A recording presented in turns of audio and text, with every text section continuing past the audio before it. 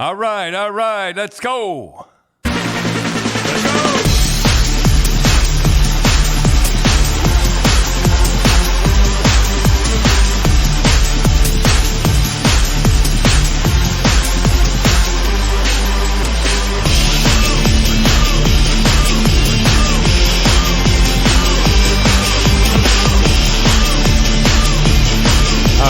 right. I would have loved to see them keep O'Reilly. The Leafs keep O'Reilly and Shen. Two best guys to play off. And they lose them. You think they could have maneuvered a little bit? I guess not. And I like Kerfoot, too. Kerfoot left. Yeah. And not much left for the Leafs. My thing is their defense. They lost Hall. They lost Shen. And people say, oh, well, Hall played all right in the playoffs. But I just don't know what they're going to do. Okay, they got Ryan Reaves. All right, they got Ryan Reaves, and at least they're tougher. You know? No, in the playoffs, Simmons never played. He is as tough as Reaves. Almost as tough. Yeah. But one's 95 and one's 100. And they never lose. They never lose a fight. And I can tell you one thing. There'll be nobody like they did the kid. Remember the kid? They choked the kid back of the net. Yeah, nice. Yeah. Okay, so let me ask you this though. So you're going into the playoffs, and the Leafs are getting knocked around, right? Yes, they're getting knocked from day one from the Tampa series. They're getting knocked around, and I think Matthews is hurt. Yeah, but they're getting knocked around, and Simmons is sitting in the press box. Doesn't make any sense to me. So the question is, who had him sitting in the press box? Because if it was Keith's decision not to play him during the playoffs, then there's no sense getting Reaves, because the same thing's going to happen. Yeah, but I don't think it was Keith, because he was sort of a like we talked about this before. He's sort of a nut when he played. Yeah, he had an edge for sure, and so then it must have been Dubas. Somebody was making the decisions up above. Remember, he put that goaltender in with the 159. Yeah, and they asked him, and he pointed up above.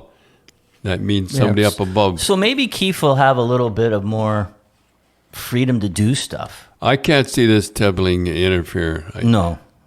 I can't. I really can't.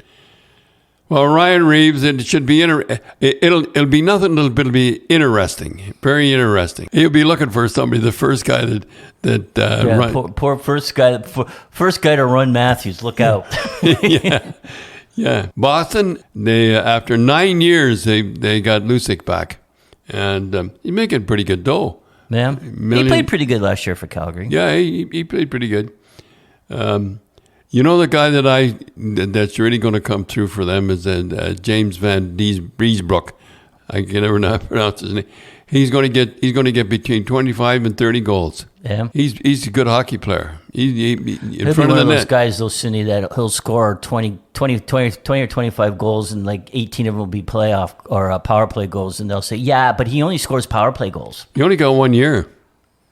He only done it for 1 year. Now, you have a theory, Tim, why they signed all these guys for 1 or 2 years. Yeah, well, I was reading someplace that they think that the cap is going to go up $4 million next year. So a lot of the players want short term because there's going to be a lot more money available, and that's why they signed for short terms. You know, the guy I can't. Excuse me, Tim. The guy I can't. Why they ever got rid of was Matt Duchene. 23 goals, I think he got. I mean, that was pretty good. Not a bad year. They bought him out. And they bought him out. I don't understand that one. Then he signed with Dallas, so he's getting paid by 2 teams. No. Can't beat that. No. Yeah. End up getting 3. Well, Nashville did well.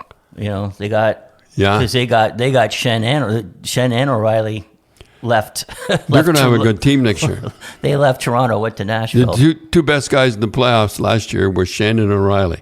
We'll talk a little bit. A lot of stuff with free agency, but I got to tell you, watching the draft, what do you think of the Ducks passing on Fantilli? I cannot believe they passed on this Fantilli.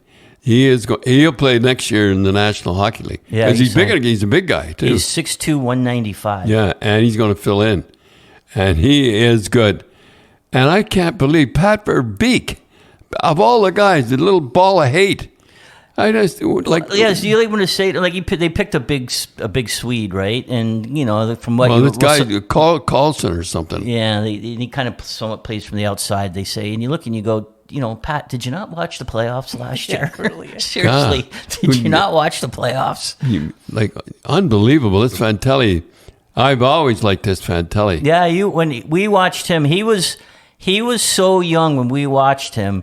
He was a year younger than Shane Wright, who was playing a year up. So he was like 13, and Shane Wright was 14, and they were playing against 15-year-olds. And I said I liked him. Yeah, I said, Dad. I said, okay, Dad, you're picking first overall. This was when they were that age. I said, who would you pick? And you said Fantilli. Yeah. See, that's an interesting thing. You guys have seen these kids play when they're 13, 14, and 15. And I remember, tell the story, Tim, about Dad. You went to a game and there was only one player you wanted to look at, right? And Dad didn't know what player you went to the game to look at. So you made Dad guess. Who am I here to see? Remember that? Yeah, and Dad, you picked him out in about 30 seconds. The only one thing, Dad, that you really had a knack of was you could see a kid that was maybe not a really good kid, but you could tell he was going to have a good game. A playoff guy. Yeah, I remember one game we were watching Don Mills, and there was a kid who was like a fourth defenseman, and he was playing, and this was, they had Shane Wright, and they had Othman, and you said, I like that number 4, and I thought, well, it's just because he's Bobby's number. Yeah. He goes, no, you watch, he's going to do, you watch. He got 2 goals. They won 3-2. He gets 2 goals. Remember when they used to get mad when they let you pick the player of the game, the star of the game? Yeah. I remember, Dad, they used to question you on when you had to pick star of the game. A lot of those. That was a Marley tournament.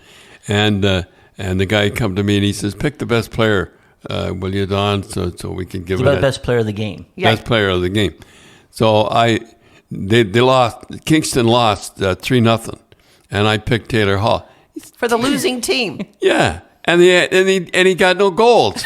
Go figure. And he says, "What the are you doing?"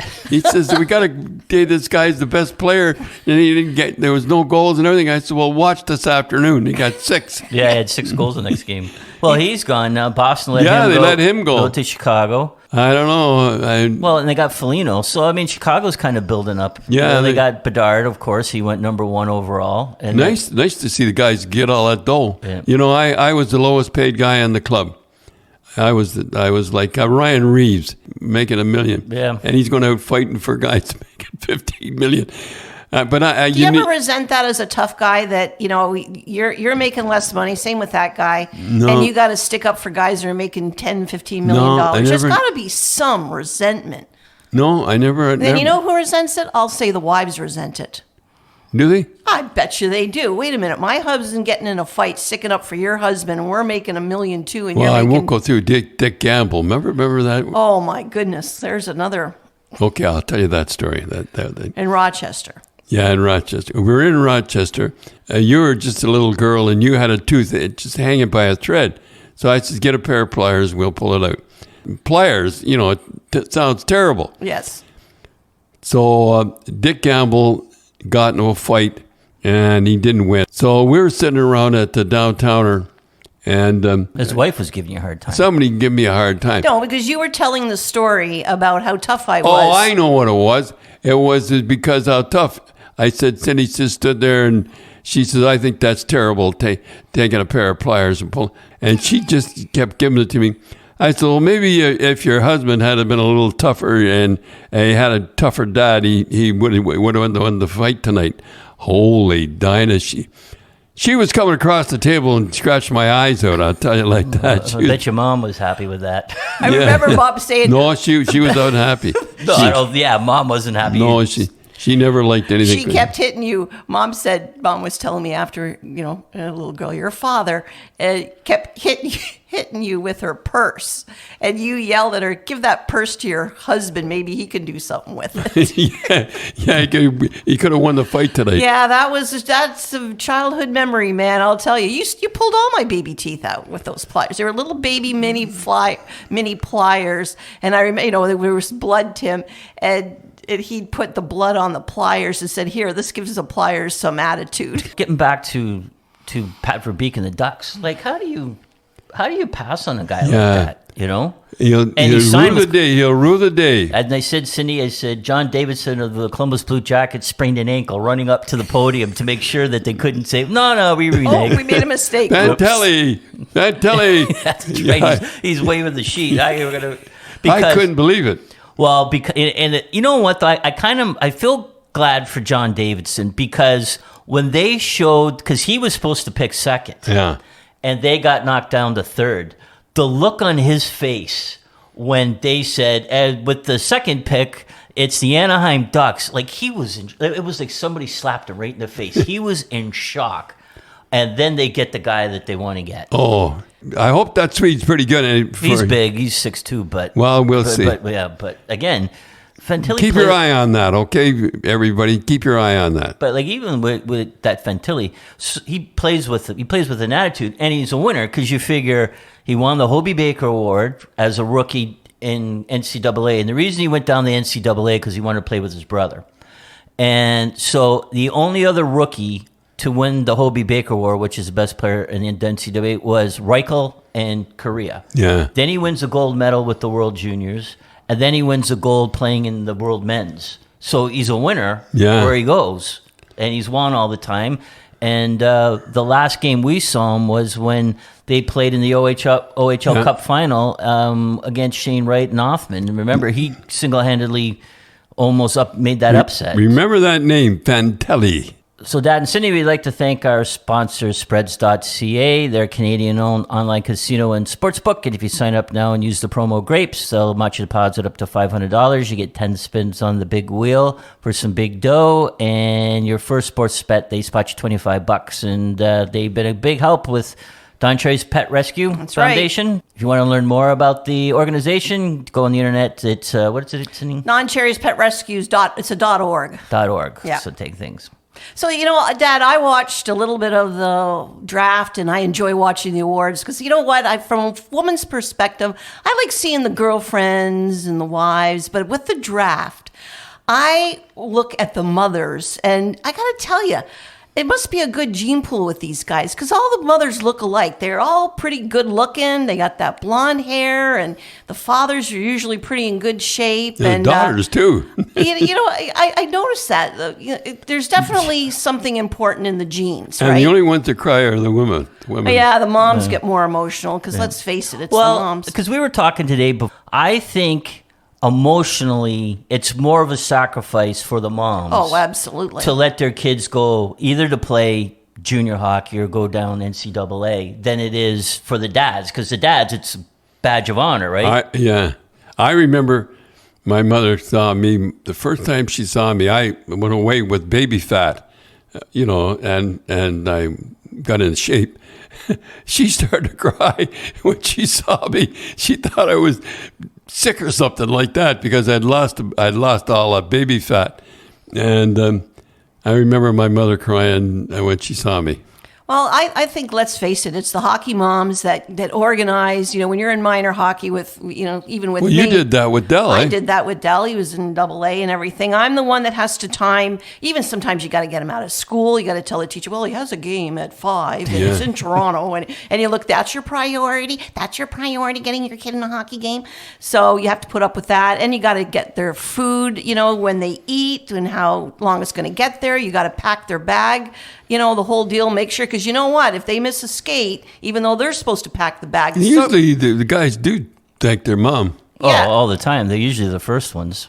Yeah, the moms do a lot of the heavy lifting. Absolutely, absolutely. And anyway, I went through it, and I'm glad to see that a lot of the players, they thank their mom first and before the dad. Remember, Tim, how old were you when I said you had to give that jacket back? Was that a very great jacket too? Oh yeah, I was probably about 10 or 11, and I made a AAA team, but I wasn't good enough. We traveled all the way to Buffalo to see him play, and all he did was open the door. I said, "No, he's not going to do that. That's ridiculous." Well, I don't blame the coach because he wanted to win, and you're youngest guy on the club. And you, I said, we went all this way to watch him open and close the door. I said, well, I'm taking that jacket off him. He said, and give the jacket back. And boy, did you cry. Oh, yeah, it was a nice jacket, nice leather jacket. So the reason we're kind of bringing that up, though, is because there was an interesting thing that happened. I noticed it, and was that Radek Bonk, who used to play for Ottawa, his son Oliver got drafted, and I think he got drafted by Philly, I think. And you should see the mullet he had. He had a real mullet. And he did it because his dad used to have a mullet. It was pretty funny. But Radek Bonk, he's a hockey player. He knows what's going on. Right? Yeah. And his son at an early age wasn't good enough to play AAA. But everybody wanted Radek Bonk's son on the team, right? Because he plays for Ottawa. And so he said no. He put him in AA. Yeah. Because the most important thing is ice time, right? At that age. Skate. No, there's no sense in sitting on the bench. Yeah. So then what happened when he got old enough, he went to AAA like the year before. Then he gets drafted by Ottawa, 67s. And he wasn't quite good enough to make the team, so his father says, let's go back and play junior, provincial junior A. And then, he got more ice time because you knew if he played for the 67s, he'd be sitting on the bench. Well, the coach wants to win. And so he went and got lots of ice time. And then when he was good enough, he made 2 years later, he made Ottawa, and then gets drafted in the National Hockey League. And that would have been a good teaching moment for the parents. It's especially the dads. It's not all about AAA. It's about having the kid get ice time. Yeah, you got it. And that's what you did with me. Like and then I turned into a pretty good player after that. But and you got 6 goals one game. Yeah, but boy, did I cry when I had to give back that jacket. Oh, boy, it was a nice jacket. And your mother, she was going to let you. She was mad when you and started. She was angry with you. Yeah, she was mad at me. Right. It didn't matter to me at that time. But we've seen that before, though, Dad. And even in guys in the National Hockey League where their kid's on a pretty good team, and he sits on the bench. And I remember that he came to me. He was an ex-NHL guy, and he says, Tim, are you going to put him on the list? And I said, he's a good player. Why is he not playing? Put him on. He did not Markham, but put him on Markham. He's going to play on the first line. And he goes, well, they're a really good team, and they might win a champion. What are you, nuts? And the it's all about ego, Tim, for a lot of the fathers. It is, know. And now, does that the theory that you're doing there? Does that apply to goalies? Because we experienced this with Dell. That he didn't make it to AAA, and because Dad, you said that goalies take a little bit longer to and plus he's going to have a lot more sharp shooters in AAA on him. And so we kept him in AA, and that's where he stayed. Yeah. Well, I think with goalies, it's you got to get, because there's only 2 positions, right? That's right. So and they're labeled too. He's a AAA goalie. Yeah. Well, I mean, I think at the end of the day, you got to around 13, you got to start going AAA. Yeah. 13, 14, 15, and by 15, you're in your minor midget and stuff like that. But yeah, it's like in back when I played, you were confirmed minor leaguer. Bill Sweeney was the same way. So, Dad, the NHL awards, the most shocking thing that happened was, of course, McDavid wins the MVP, and the Hart Trophy is voted by the media, who know nothing. Right. And one guy, he picked the guy, McDavid, he had him 5th. 5th best player in the league. 5th best player in the league. Like, they should take that thing away from that guy. But the reason that guy did that was so everybody would talk about him. Right? Like, he's just a narcissist, and he does that. So you think so? Oh, yeah. Everybody's talking about him. So that's why I don't want to mention his name. Yeah, but you're talking about him, he doesn't know hockey.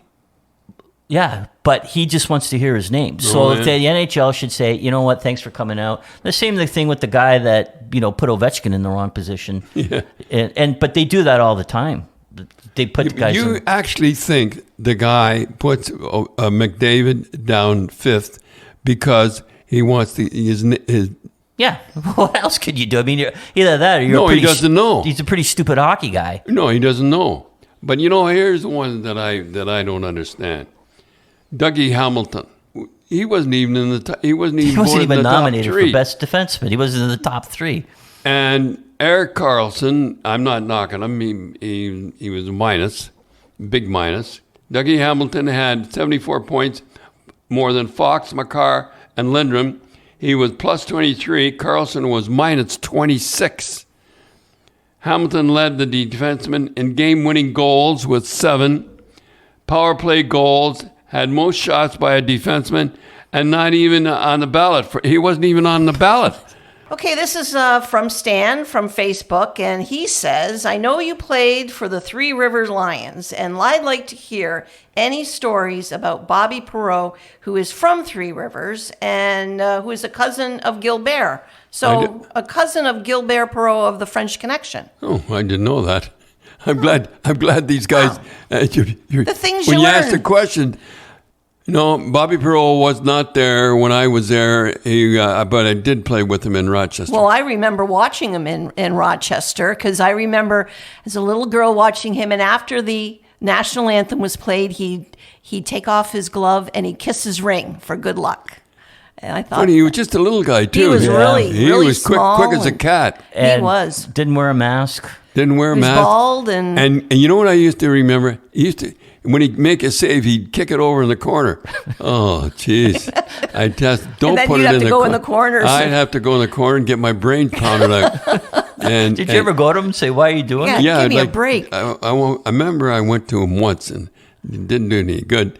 I said, don't kick it over in the corner because, put it, just when you do it, put it behind the net. Because I used to have to go in and get my brains pounded out and put it over to Daryl Sly and he'd walk out. Yeah, you have to go in, pass it to Daryl, and Daryl's the it hero. seemed that getting every save he made, he'd put it in my... Oh, geez, here I go again. Anyhow, Bobby Perreault was a good little goalie. I'll tell you one little story about him. We were playing in Providence. I'll never forget it was in Providence, and he just left. He just left. Left the ice. Just left the ice. He just left the ice, and he came back in about 10 minutes, and I went back to him. I said, were you hurt? Bobby, were you hurt? And he says, no, caca.